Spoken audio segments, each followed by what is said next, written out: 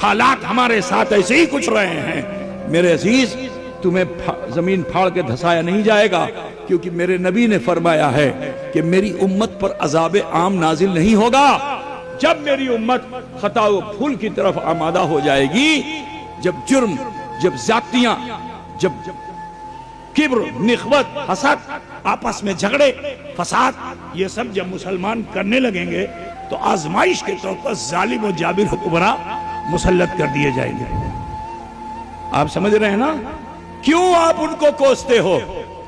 ان کو کوسنے کی ضرورت نہیں ہے، ضرورت ہے کہ تم اپنے کو کوسو۔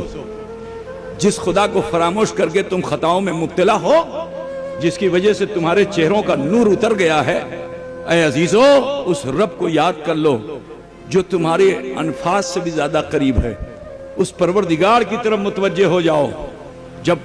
اور اس کو متوجہ ہونے کا طریقہ کیا ہے؟ بس ایک آیت کریمہ پیش کر کے، اس کا ترجمہ پیش کر کے بات ختم کر دوں گا کہ محمد الرسول اللہ، تمہاری شکل و صورت، تمہاری ادا اللہ تعالیٰ نے اس آیت میں رکھی ہے۔ اللہ فرماتا ہے محمد الرسول اللہ والذین معہ اشداء علی الکفار رحماء بینہم تراہم رکعا سجدا یبتغون فضلا من اللہ ورضوانا سیماہم فی وجوہہم من اثر السجود، کہ محمد صلی اللہ علیہ وسلم اور ان کے ماننے چاہنے والے کافروں پر شدت پسند ہے۔ آج کا مولوی ترجمہ کر کے آگے بڑھ جاتا ہے، ضرورت ہے کہ اس کی تشریح بھی کی جائے۔ کون سے کافر؟ کیونکہ اسلام ظلم کا مذہب نہیں ہے، اللہ کے رسول ظلم کرنے نہیں آئے تھے۔ پھر قرآن میں یہ شدت کی دعوت کیوں دی گئی ہے؟ تو میں تمہیں بتانا چاہتا ہوں کہ ان کافروں پر مسلمان شدت پسند ہے کہ جو ہمیں اذان نہ دینے دے، نماز نہ پڑھنے دے، تبلیغ دین نہ کرنے دے۔ کوئی انسان اپنے دوسرے مذہب سے ہمارے مذہب میں آئے، کنورجن سے روکے، ٹھیک ہے، آزادی کے ساتھ ہمیں جینے نہ دے، تب ایسی صورت میں ہمارا فنڈامنٹل رائٹ بنتا ہے کہ ہم اس سے دفاع کریں، ٹھیک ہے؟ ہم اٹیک نہیں کریں گے، ہمارا کام کیا ہے؟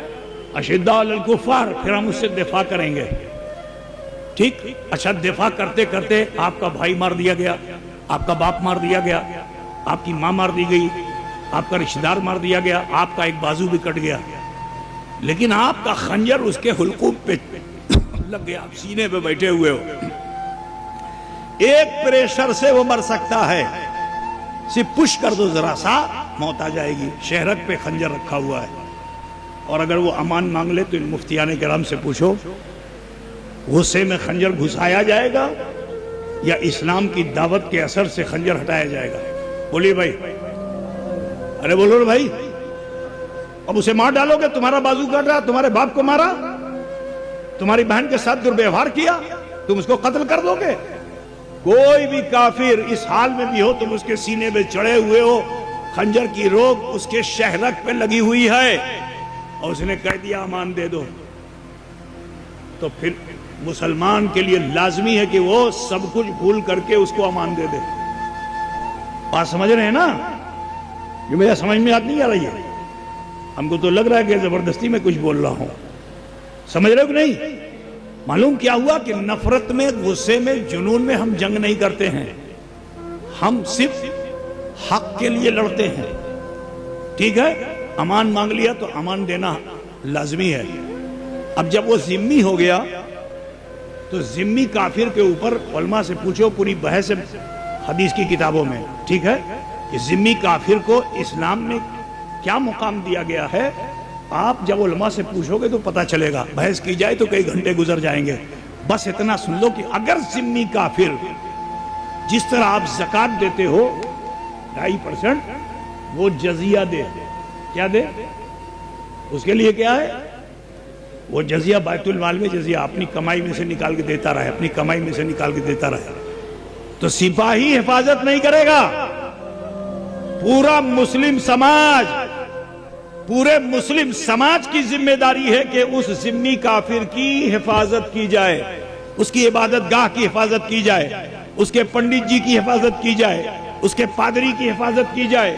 اس انسان جو اس کے مذہب میں وہ ہے، زبردستی اس کو مسلمان نہیں بنایا جائے گا، ٹھیک ہے نا؟ ذمہ کافر۔ اب سنو، دو حدیث کا مفہوم آپ کے سامنے رکھ کے بات آگے بڑھا دیتا ہوں۔ کیونکہ ان بچوں کو سنانا بہت ضروری ہے. یہ عرس البلاد میں رہتے ہیں، کہیں تیش میں جوش میں نہیں.